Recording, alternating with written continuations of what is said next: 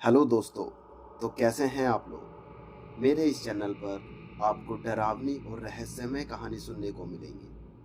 अगर आप मेरे चैनल पर नए हैं तो सब्सक्राइब करें और मेरा मनोबल बढ़ाएं। दोस्तों, मेरा नाम शहजाद है। मुझे यह सच्ची कहानी मेरी मम्मी ने बताई है। यह उस वक्त की बात है जब मेरी मम्मी की उम्र 14 साल की थी। मेरी मम्मी हमारे रिश्तेदारों के बच्चों में सबसे बड़ी थी। वह हमेशा ही सारे छोटे भाई और बहनों को लेकर एक साथ चलती थीं। उस वक्त आम के पेड़ों पर आम लगे हुए थे, तो मेरी मम्मी सभी बच्चों को रोजाना इकट्ठा करती और आम के बागों में ले जाती। जो आम पेड़ों से नीचे गिर जाया करते थे, हम उन्हें चुगकर घर ले आते थे और फिर बड़े आराम से खाते थे। इसी तरह एक दिन काफ़ी तेज़ हवाएं चली थीं, तो मेरी मम्मी ने सभी बच्चों को इकट्ठा करा और कहा, आज हमें बाग में बहुत से आम मिलेंगे क्योंकि रात से ही तेज़ हवा चल रही है। बच्चे बहुत खुश हो गए थे। वह रोज़ाना शाम को जाया करते थे, पर आज खुशी की वजह से वो दिन में 1 बजे ही निकल गए। वह थोड़ी देर बाद ही आम के बागों में थे। सारे बच्चे खुश होकर आम चुग रहे थे। मेरी मम्मी को एक आम मिला जो कि खाया हुआ था। उन्होंने सोचा कोई आधा ही आम खाकर यहाँ छोड़ गया है। अब हवाएं बिल्कुल बंद थीं, लेकिन मेरी मम्मी ने महसूस किया पेड़ों पर से एक साथ 10-12 पत्ते गिरे। मेरी मम्मी ने तुरंत ही ऊपर की तरफ देखा तो लगा पेड़ों के सबसे ऊपरी तने पर शायद कोई बंदर है जो कि एक पेड़ से दूसरे पेड़ पर छलांग लगा रहा है। उन्होंने इस बात को अनदेखा करते हुए फिर से अपने आम उठाने लगीं। तभी कुछ 10 सेकंड बाद ही दोबारा से पत्ते गिरे। पत्ते इस बार बहुत ज़्यादा गिरे थे। मम्मी ने फिर से ऊपर ध्यान से देखा। ऊपर कोई बंदर नहीं, कुछ अजीब सी चीज़ है। मम्मी थोड़ी देर तक ध्यान से देखती रहीं, तो उन्होंने पाया वह तो कुछ बूढ़ी औरतों की तरह लग रही हैं और इस पेड़ से दूसरे पेड़ पर छलांग लगा रही हैं। जब मम्मी उन्हें थोड़ी देर तक देखती रहीं, तो उनमें से एक ने नीचे की तरफ मम्मी को देखा और मम्मी ने भी उसे देखा, तो मम्मी की चीख निकल गई।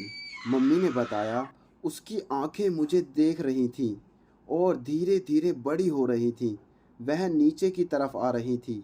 मैंने चिल्लाकर सभी बच्चों से कहा, भागो यहाँ से। हम सभी वहाँ से भागने लगे। भागते भागते मैंने देखा 3 या 4 चुड़ैल हमारा पीछा कर रही थी।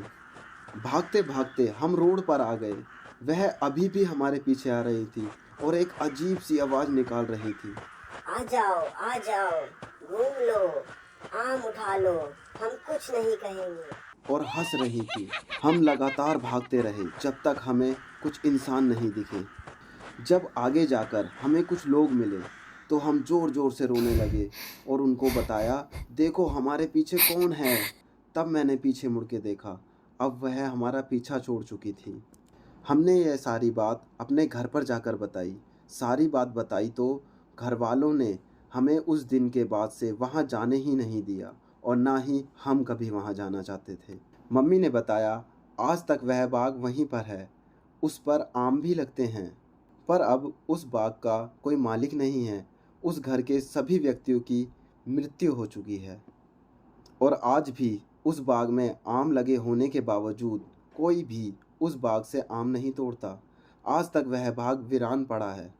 चलते हैं दूसरी कहानी की तरफ।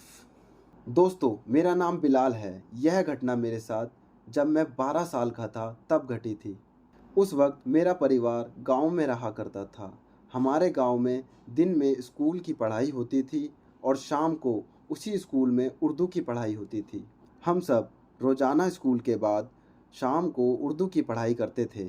एक शाम मैं उर्दू की पढ़ाई कर रहा था तो मुझे टॉयलेट जाने की आवश्यकता महसूस हुई। तो मैंने अपने टीचर से कहा कि सर मुझे घर जाना है। उस स्कूल में टॉयलेट की सुविधा नहीं थी। हमारा टीचर बहुत ही कड़क था। उसने मुझे घर जाने की इजाज़त नहीं दी और कहा स्कूल के पीछे एक जंगल है, जाकर उसी में कर लो।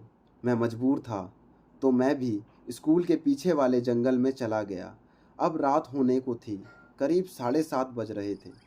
जंगल बहुत ही डरावना लग रहा था, पर मैं भी मजबूरी में आगे की तरफ बढ़ा और अपनी ज़रूरत को पूरा किया। जैसे ही मैं खड़ा हुआ तो एक लो जैसे दिए या मोमबत्ती की होती है मेरे सामने थी।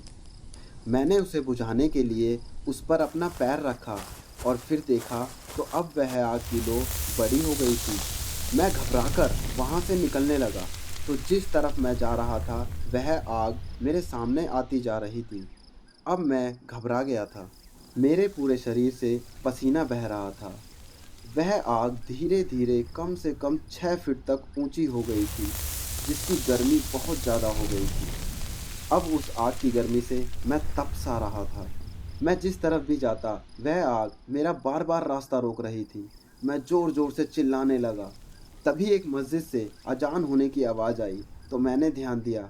अब उस आग से अजीब सी आवाज़ में कोई बोल रहा था, जैसे आज तो तू बच गया, हिम्मत है तो कल फिर आना। यह कहते हुए आग धीरे धीरे कम हो गई और मैं भी वहाँ से भागने लगा। इस दौरान बहुत ज़्यादा वक्त हो गया था, इसलिए मेरे घर वाले भी मुझे ढूंढते हुए उसी तरफ आ रहे थे। मैंने अपनी माँ को देखा तो उनसे जाकर चिपट गया और उसके बाद मुझे कुछ भी याद नहीं।